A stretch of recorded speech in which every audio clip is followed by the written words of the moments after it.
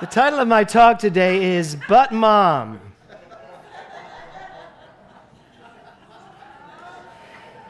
All right, just give it some thought. I was a bit of a challenging child, you know. Who said no? Yes. So I was a bit of a challenging child. I was always challenging my mother, but whatever she said to me, my response was always, but Mom, because there was always a different answer I would have. Anybody else have that relationship with their mother? Anybody else have children that's their relationship to you? Yeah. Right. So I have a little story for you. My father was a police officer, and my mother was a stay-at-home mom. She was a model before she became a stay-at-home mom. Beautiful woman. And so she became like the socialite, and my dad started running the Police Athletic League's talent show every year. And my older brother, Tommy, who had this beautiful singing voice till his voice changed, he was in the talent contest, and he would always get first or second place. And so one year I decided I wanted to be in the talent contest, and my mother was in charge of the judges. She was in charge of all the people that judged these talent contests. So I decided I would sing and play the guitar. Because it seemed to me, I just turned to Kevin and said, Karen can't just sing and write the songs, just play the harmonica too. But she's the female version of me, because I couldn't just get up and sing, I had to sing and play the guitar, which I didn't play very well. And so I had said to my parents, I said, I want to enter this year, and they were like, oh, Jimmy. You might not want to do that. I was like, no, I really want to try out for the PAL talent. I said, I think I can win it. I said, I think I can win it. And they were like, all right. So I go to the first round. This is the first round, the eliminating round, right? So I get up on stage with my guitar that's bigger than me, because I'm like this big, and it's like bigger than me, and I sing this song that was a big hit at the time called Honey. Do you remember that song, Honey? That depressing song, Honey? See the tree, how big it's grown, but friend, it hasn't been so long, it wasn't big. And the last verse, 10 verses later, one day while I was not at home, the angels came, and she died. So I'm up there with this big guitar, and here's how I played it. I'm like, see the tree, how big it's grown, but friend, it hasn't been so long, it wasn't big. So I'm playing 10 verses of that. You know, I was meditation before it was ever thought of. So, because they were all dozing off. So I finished the whole thing, and it was like very unenthusiastic applause. And of course, you know, the first round happened, and I didn't get taken into the second round. I was cut immediately. But my mother, who was in charge of the judges, now everybody leaves, and I have to wait for my mom and my dad to drive me home. My brother Tommy, of course, didn't have to audition, because since he had won or came in first runner-up the last 2 years, he would immediately go into the final round. And I hear my mother screaming at the top of her lungs. This is this Irish Catholic woman screaming at the top of her lungs. He sang and played the guitar. How dare you not put him into the next round? And she is going screaming, and I didn't bring you here to judge people so harshly. And she's going on and on. This is a child. And so I'm sitting there with my big guitar, just like, guess I didn't get in. And I have to look, I've got to make sure, because I wrote all these lines down. We get in the car, we're on our way home, and you know, she has to say, you're not going to go on to the second round. And I said, Mom, I really think I was good though. And she went, honey, you weren't. I said, but Mom, I heard you telling them that I was good. And she goes, I wasn't telling them you were good. I was telling them that you played both things and you should have been given a chance. She said, but I think they really, really saved you. And I'm sitting there and I'm like, oh my God. So what are you telling me? And so she's like, I said, so you're saying I'm not good? And she looked at me and she just went, what do you think? That's all she said. And that was it. That was it for that conversation. And I took what do you think to mean that what I thought was actually the truth. I did. And I thought, I think I'm great, so I'm going to keep going. And I just kept going, right? I'd like to tell you that the next year I went in and won, but I didn't.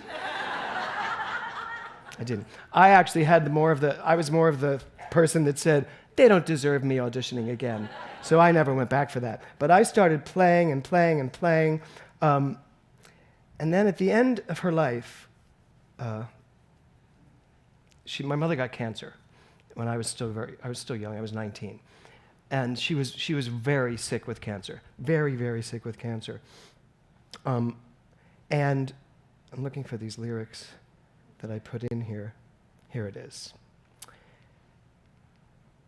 I played the guitar for years after that and got better and better and better at singing. And my poor older brother, his voice changed and couldn't carry a tune. Not that I was happy about that. But, oh, if only we could have still auditioned then when his voice changed. Because my voice changed and it got higher and better. So I'm sitting in my bedroom. I'm 19 years old. And I'm sitting in there, and I used to always sit, like my daughter does today, with music all around me and just playing the guitar. She doesn't even need music because she writes her own stuff. But I'm sitting in there singing away, and 2 doors down, my mother is literally dying of cancer. It's just, weeks away, we think. And I'm sitting in there, and I'm singing this song. Now, looking back now, I can see the humor of me singing the theme from the Valley of the Dolls over and over and over again. Now, I want you to hear these lyrics. Gotta get off, I have to get off from this ride. Need to get hold of my pride. And I'm sitting there, I'm just singing this song over and over, and finally, there's my mother, who hadn't been out of bed in a long time, in my bedroom, standing at the door listening to me. Now, I tell you this because it's full circle. It goes from, honey, you should give up, to my mother showing up weeks before she passed saying, could you sing that again for me? And then she said, but bring your guitar to the bedroom. So I went down to the bedroom, and I sang this whole song, and I want to read you the rest of these lyrics. When did I get, where did I, how was I caught in this game? When will I know, where will I, how will I think of my name? When did I stop feeling sure, feeling safe, and start wondering why? Is this a dream? Am I here? Where are you? What's in back of the sky? Why do we cry? Gotta get off, gonna get off of this merry-go-round. Gotta get off, need to get on where I'm bound. When did I get? Where did I? Why am I lost as a lamb? When will I know? Where will I? How will I learn who I am? And I can tell you that it was weeks later that my mother passed. But I sang that song, and when I finished, she said, sing it again. Now, my mother didn't sleep a lot because she was in such pain. And I kept singing that song, and she went totally to sleep and very relaxed. And then I just started, from that day on, I started bringing my music into her bedroom and just sitting with her, playing the guitar. And why I tell you this is because what we don't realize is that no matter what our relationship is with our mother or with that mother person in our life, there is an influence that stays with you forever. There is this influence that just continues to move you and change you. So I want to give you an opportunity today to think about what is it that your mother gave you, that she brought you, that you still live with. I laugh about so many of the things. My mother is an Irish Catholic mother. She was just all fire and fury. And when she got sick, she was more fire and fury until the very end when, if you think about these lyrics, I think she was sitting there, laying there thinking, what's next? What's next? And to watch the dignity of the way she went. And the very night she passed, it was the middle of the night, September 4th, and she comes down the steps. I was in the living room, and she just looked at me. She went, now, she knows she's going to pass any moment. And she literally takes the moment to stop and look at me and say, you make sure those kids go to school tomorrow.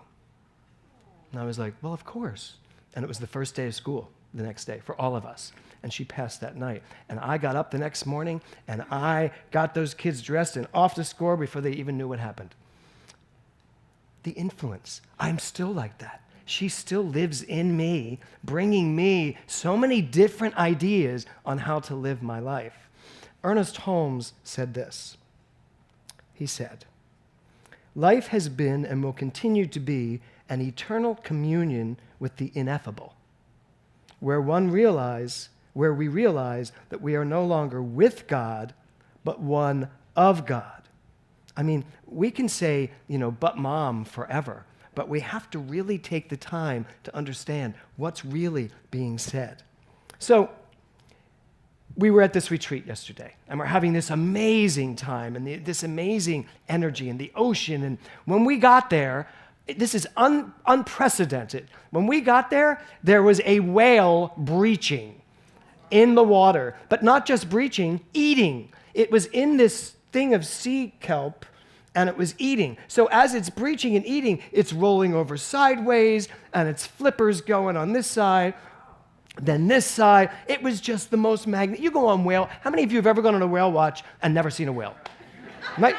So we go to a retreat, and there's this amazing whale, and then somebody said, it may be a mother whale giving birth. And we were like, that would make perfect sense.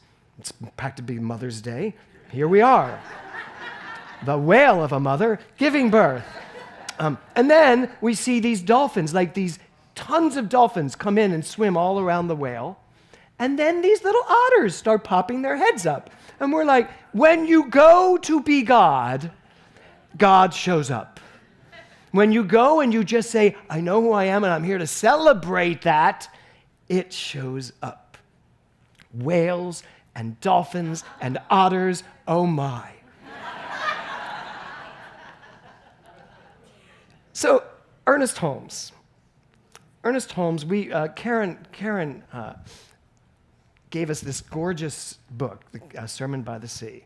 And we all took an hour with our partner. We all picked partners, and we went off into the beach wilderness and read Sermon by the Sea. Now, many of you don't know, this is Ernest Holmes' last sermon he gave right before he passed. He gave it in the summer of 1959, and he died in the winter, spring of 1960. It was the last Asilomar lecture he ever gave.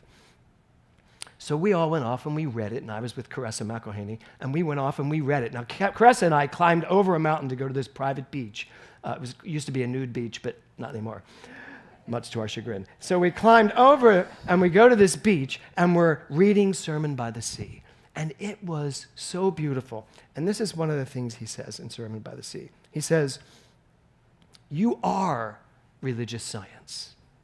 I am not. So you're religious science, not Ernest Holmes." And he says, "I am only the one who puts something together. I do not even take myself seriously, but I take what I do seriously." So this goes back to the whole influence that his mother had on him as a child. And there's this famous story of Ernest Holmes going to a Congregationalist church. His mother's name was Anna. And they took them to church every Sunday. And one Sunday, Anna took Ernest and Fenwick to church. And the minister got up and started saying, "You are worms of the dust. You are sinners. You must find a way to redeem your souls." Blah, blah, blah, blah, blah. And Anna just sat there, just couldn't take it anymore. And she picked the kids up and stormed up the center of the aisle, the story goes. And then they get out in the car and they're like, "Mom, what are you doing?" She goes, "God is love, and we are not hearing anything other than that." Ernest Holmes, years later, writes, "Turn entirely away from the condition because it's not the truth." That's where that started. God is love, nothing else. I will hear nothing of all of that crap. You're going to be, if we can't find a church that teaches that, and she moved them, where? Of course, California. She moved the whole family to Venice, California, because if you're going to find some la-la people that are just talking about love, you're going to go to California. So Ernest comes out to California and starts studying divine science. He becomes a minister of divine science. all because of a mother's decision to teach her children that this is the truth about life. Life is for you to make decisions on.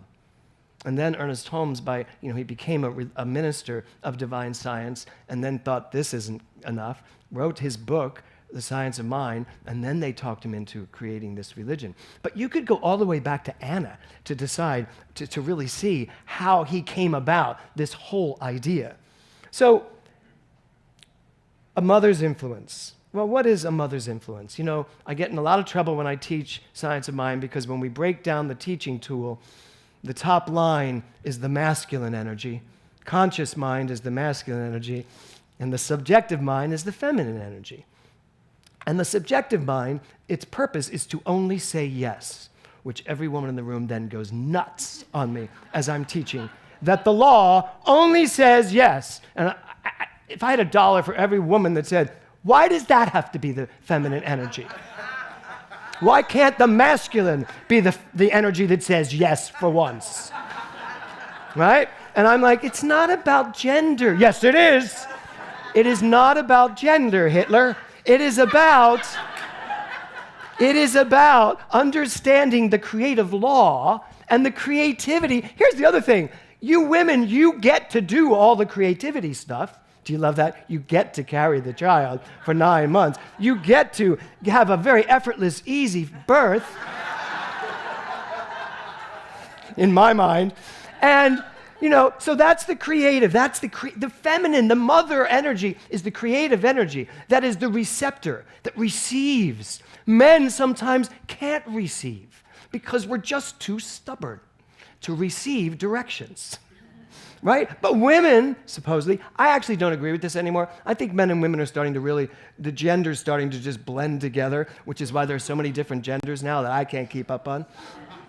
But anyway, this is Science of Mind. So there's the masculine thinking into the feminine who receives it and brings forth the form.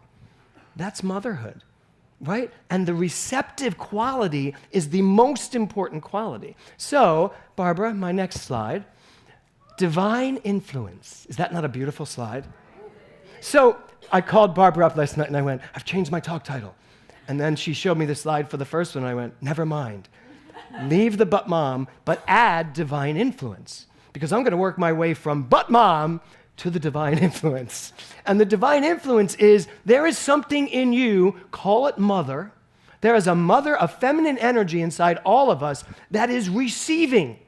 That is willing to receive, that hears. We've been talking about this for months. Allow me. Receive me. Let that which wants to come through you come through you. That's the feminine energy. That's the mother energy, the birthing energy that wants to say, just get out of the way and let me birth you. So, how many influences do you think you have had in your life? Your primary influences are those first few influences that show up in your world when you are born as a baby. So just think for a moment. What were they? Who were they? Who were those influences? I think instantly of my mother, because I was with her most of the time, having a police officer for a father. He was gone a lot. He was my first influence. But then my older brother, Tommy, was one of my first influences, because I was with him all the time. Till he went off to school. My grandparents were my first influences. I told you the story the other week of when my grandfather put me on top of the refrigerator and stand back and laugh at me crying. What a great influence. And they wondered why I was afraid of heights. So there are a lot of influences. I have forgiven him. Forgive everything, even Pup-Pup. So there are many influences in our lives that influence us, but the divine influence, the divine mother influence, is the influence in you that is constantly saying to you, let me bring something forward. Let me just bring something forward. And now, hold on, this isn't bringing something forward. Here we go. Let me bring something forward. So that goes back to that quote from Ernest Holmes. We have to stop. There's a quote there's a part of the Sermon by the Sea where Ernest Holmes says, and I'm going to put it in my own words, I'm going to paraphrase it, where he says, there must come a time when we stop being one with God There just has to come a time when we are no longer one with God, but when we are one of God.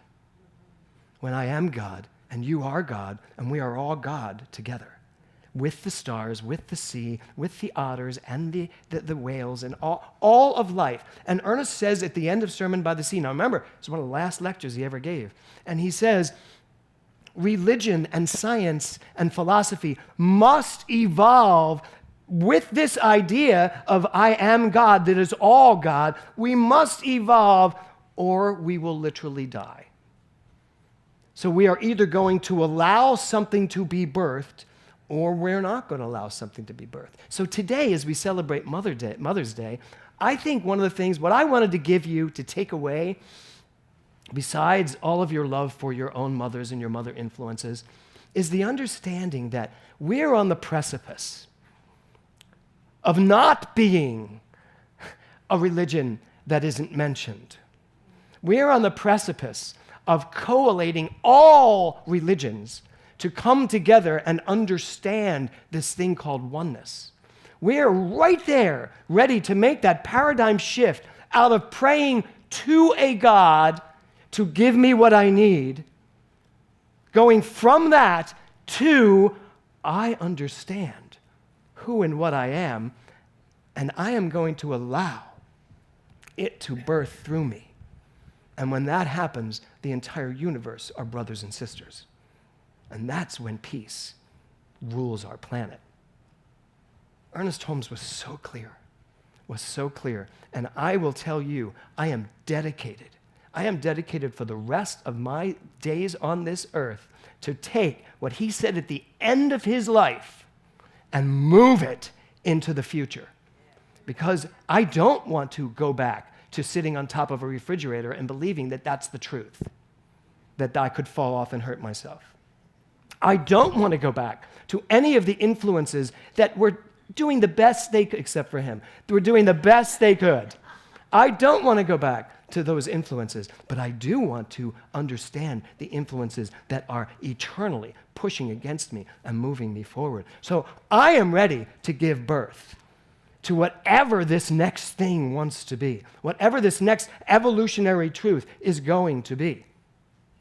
So I invite everyone in this room to tap into the motherhood that they are and be willing to let the divine influence move through you and bring you to the very next best, highest self that you could be, to let you rise to the highest level of consciousness, to let you understand you're not one with anything.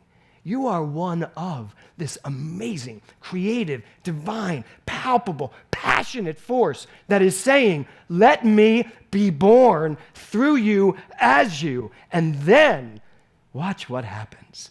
Namaste. Thank you. Thank you for that song. Thank you.